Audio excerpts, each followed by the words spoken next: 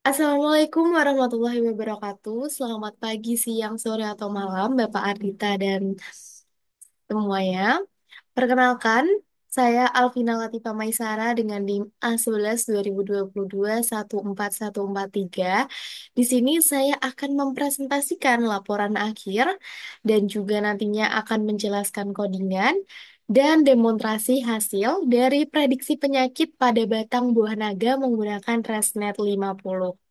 Sebelumnya, saya dari kelompok satu mata kuliah Sistem Temu Kembali Informasi, kelas A11 4703.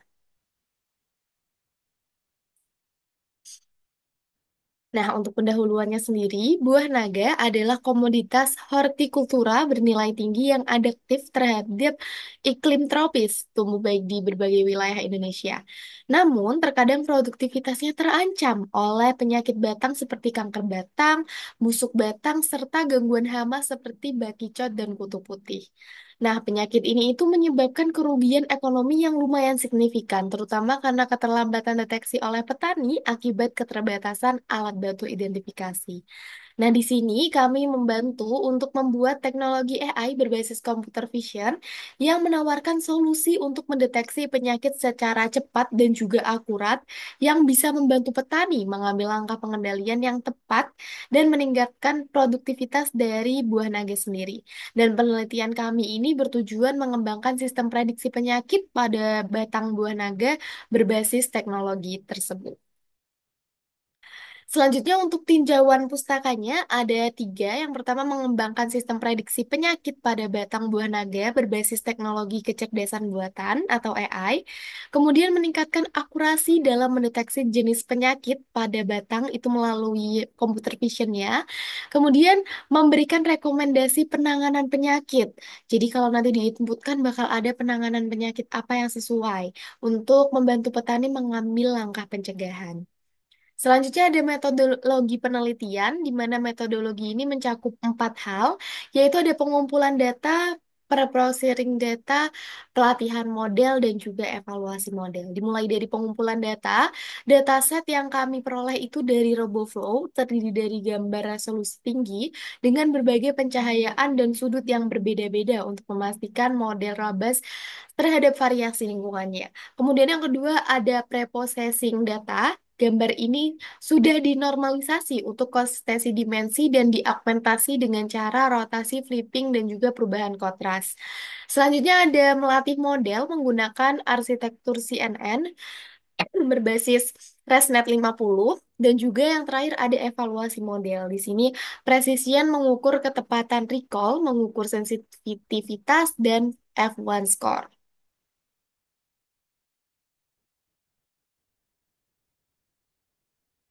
Selanjutnya ada dataset. Dataset yang kami peroleh seperti yang sudah saya bilang tadi yaitu dari RoboFlow. Dan dari RoboFlow ini sudah dikelompok-kelompokkan seperti ada anthracnose, kaktus virus, healthy, dan stem kanker. Gitu. Nah, untuk modelingnya di sini saya akan menunjukkan modeling dari aplikasi yang kami buat.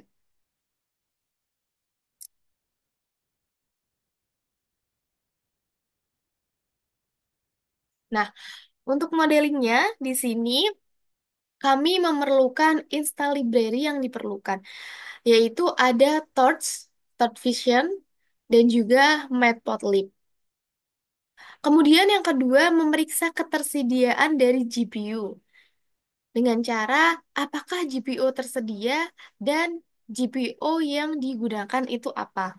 Yang ketiga, mengimpor modul yang diperlukan untuk membangun, melatih, dan juga mengevaluasi model kami, yaitu ada Torch dan Torch.nn untuk membuat dan melatih jaringan saraf, kemudian Torch.optim yaitu untuk mengoptimalkan model yang sudah kami buat, kemudian dataset dan transform untuk memuat dan memproses dataset gambar, kemudian ada data loader untuk mengelola batch data, dan Matplotlib.pilot untuk memvisualisasikan data atau hasil, dan OS untuk mengelola jalur file dan folder. Kemudian, Langkah keempat, kita cek data dan ukuran data. Ini berhubungan dengan dataset yang tadi juga telah saya jelaskan, bahwa di sini jangan lupa data dir ini sangat penting karena di sini menunjukkan dataset yang kita miliki. Dan di sini juga ada display resultnya. Dan di sini bakal ada keterangan apabila sudah di-run, folder, subfolder, file, dan valid atau enggaknya subfoldernya seperti apa. Dan di sini terlihat total image adalah 8.179 gambar. Jadi kami sudah menyiapkan dataset sebanyak 8.179 untuk bisa diprediksi batang buah naganya. Apakah ia busuk atau apakah dia stem kanker, kaktus, virus tadi ya. Kemudian yang kelima ada preprocessing gambar. Di sini ada untuk resize. Ini resize ini yang berguna untuk mengubah ukuran gambar menjadi 224 kali 224 piksel. Ini disesuaikan dengan format yang diterima oleh ResNet 50 karena sudah default seperti itu. Kemudian ada random horizontal flip. Di sini berguna untuk augmentasi, random rotation juga untuk merotasi sama fungsinya untuk augmentasi data agar meningkatkan generasi dari model kami. Kemudian ada tuh tensor. Di sini fungsinya untuk mengubah gambar menjadi tensor. Kemudian ada normalize untuk normalisasi nilai pixel berdasarkan mean dan standar deviasi yang sama dengan ImageNet. Kemudian memuat dataset. Di sini datasetnya dibagi menjadi tiga, ada trend, valid, dan juga tes. Pastinya di memuat dataset ini kami eh, di dataset ini kami ada dataset Dix. Ini fungsinya untuk image folder, memuat dataset berdasarkan struktur foldernya, data loader untuk mengelola data dalam batch, untuk efisiensi pelatihan, dataset size di sini untuk dataset size di sini untuk menyimpan jumlah sampel dalam dataset, dan yang terakhir ada class names atau dataset dict ini berisi menyimpan nama kelas. Selanjutnya ada atur GPU. Nah, di atur GPU ini fungsinya untuk mengatur perangkat untuk pelatihan jika GPU tersedia atau jika CPU tidak tersedia. Nah, untuk transfer learning dan pelatihan modelnya, di sini kami menggunakan model ResNet 50 dan ImageNet dan mengganti lapisan full connected atau FC terakhir agar sesuai dengan jumlah kelas datasetnya. Untuk evaluasi model, ini adalah tahap terakhir dari modeling. Di sini kami mengevaluasi model dari tes data dan dapat dilihat tes akurasinya sebesar 0,9175. Oke, sekarang kita coba run all dari atas. Di sini ada run all, kita klik.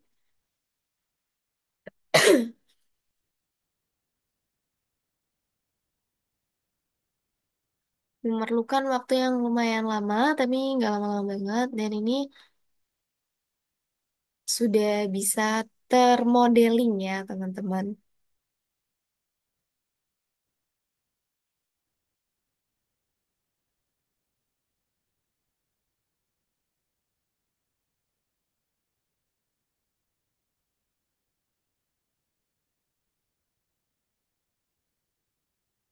Oke, nah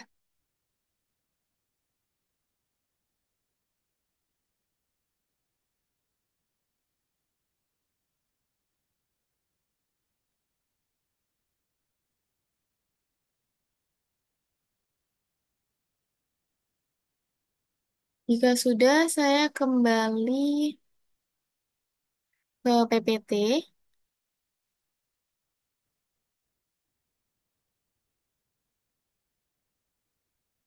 Oke, setelah modeling selesai, di sini ada tahapan deployment. Deployment ini saya juga langsung mendemonstrasikan saja secara singkat di codingannya. Hmm.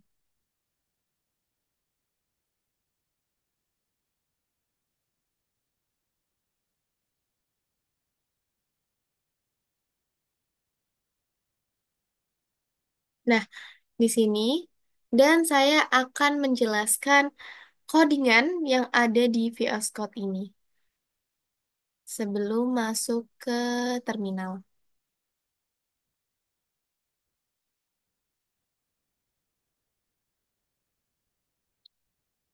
Oke, kita langsung ke sini. Nah, yang pertama kita bisa mengrun nantinya bakalan fokusnya ke app.py.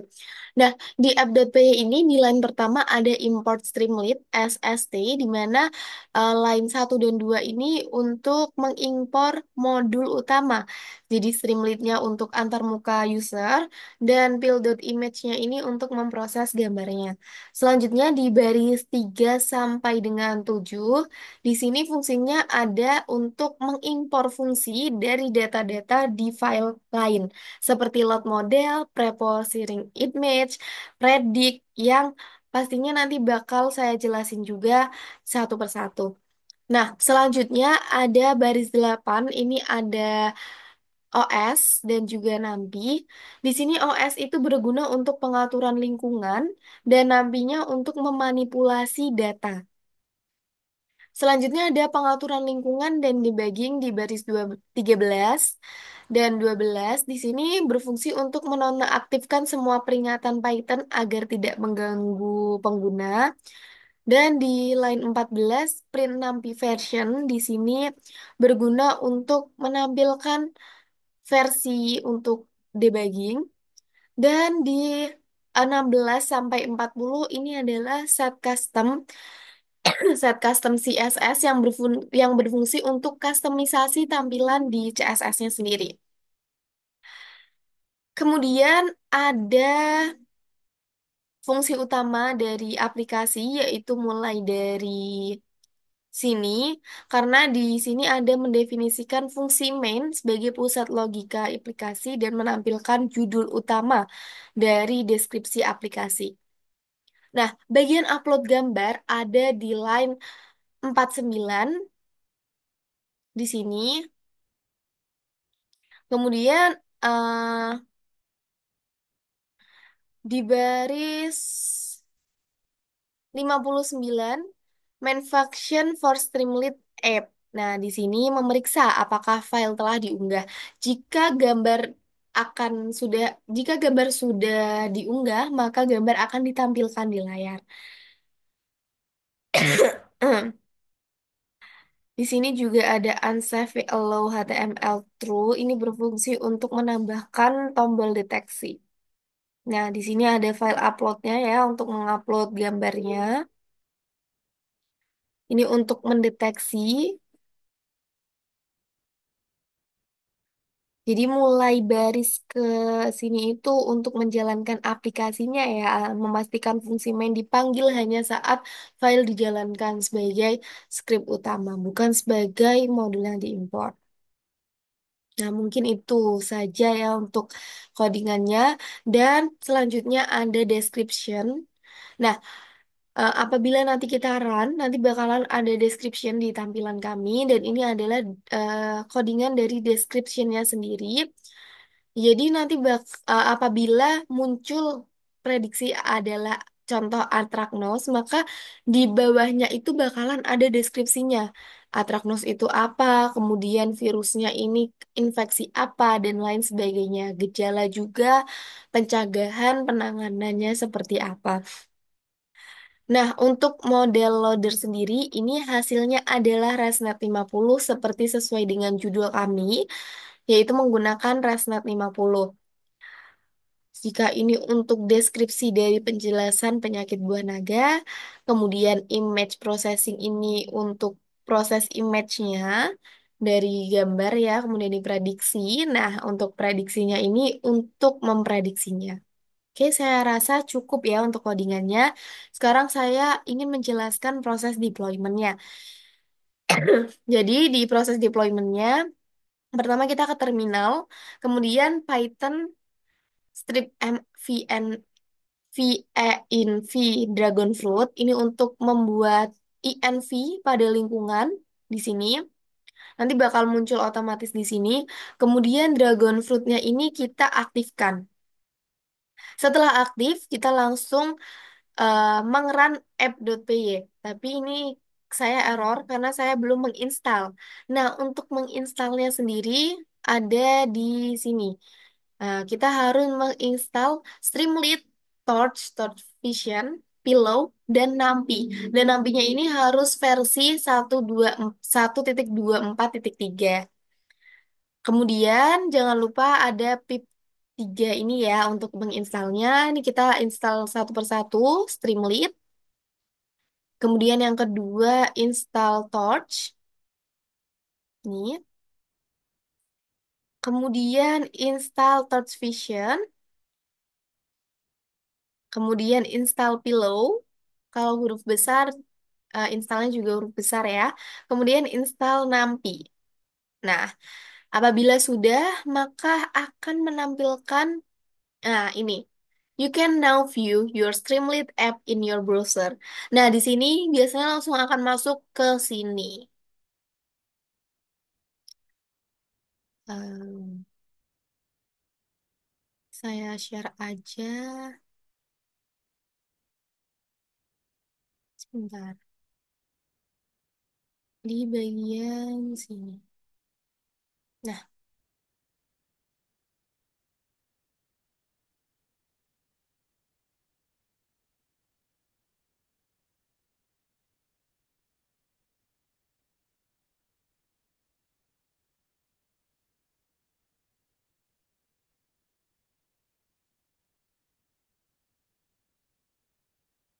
ini saya share. Nah, apabila deploymentnya berhasil, maka akan tertampil seperti ini. Nah, ini adalah sistem kami, yaitu Dragon Fruit Stem Health Detection.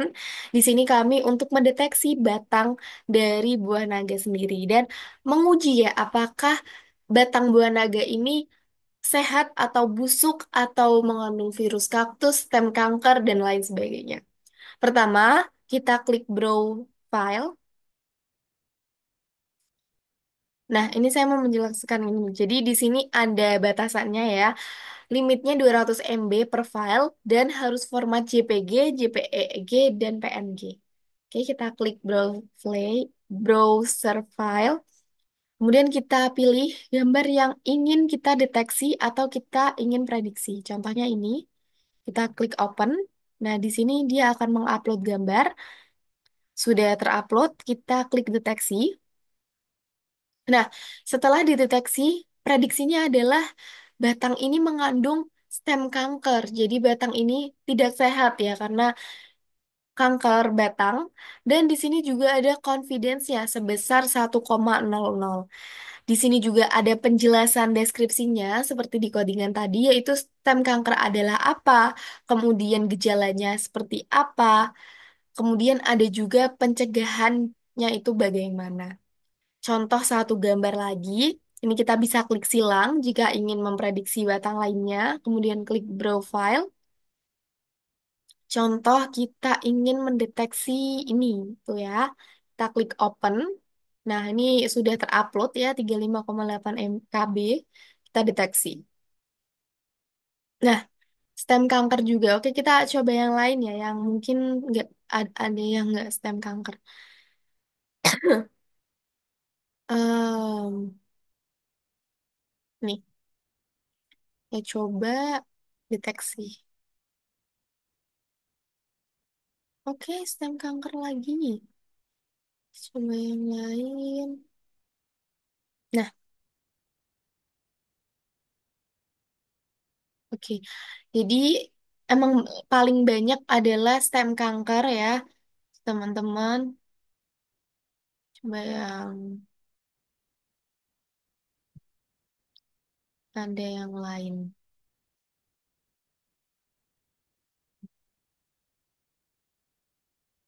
Oke.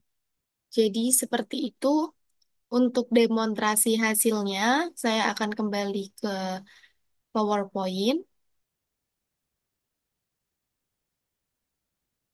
Oke. Nah, untuk kesimpulan dari penelitian kelompok kami, yaitu kelompok 1 STKI, penelitian ini alhamdulillah telah berhasil mengembangkan aplikasi deteksi penyakit pada batang buah naga berbasis computer vision menggunakan ResNet 50. Dan aplikasi ini memproses gambar untuk mendeteksi penyakit dengan cepat dan juga akurat ya. Tadi bisa dilihat sendiri tidak ada 1 detik, mungkin kayak beberapa sepersekian detik, kemudian langsung menghasilkan prediksinya secara jelas dan deskriptif banget karena ada gejala dan pengertiannya juga. Dan aplikasi ini itu didukung evaluasi menggunakan akurasi, presisi, recall, dan F-band score yang menunjukkan performa model memadai sebagai alat bantu para petani buah naga. Untuk referensinya sendiri, dari sumber penelitian kami ada beberapa jurnal yaitu dari deteksi penyakit pada tanaman berbasis pengolahan citra dan deep learning, yaitu di tahun 2021. Kemudian ada juga jurnal kedua berjudul Convolutional Neural Network for Image Classification in Plant Disease Detection. Kemudian Crop Disease Diagnosis and Classification Based on Deep Learning, a Survey International Journal of Agricultural and Biological Engineering. Dan yang terakhir, penerapan deep learning dalam deteksi penyakit pada tanaman pertanian. Mungkin sekian presentasi dari saya, Alvina Latifah Maisara. Mohon maaf apabila masih ada kekurangan penyampaian. Terima kasih. Wassalamualaikum warahmatullahi wabarakatuh.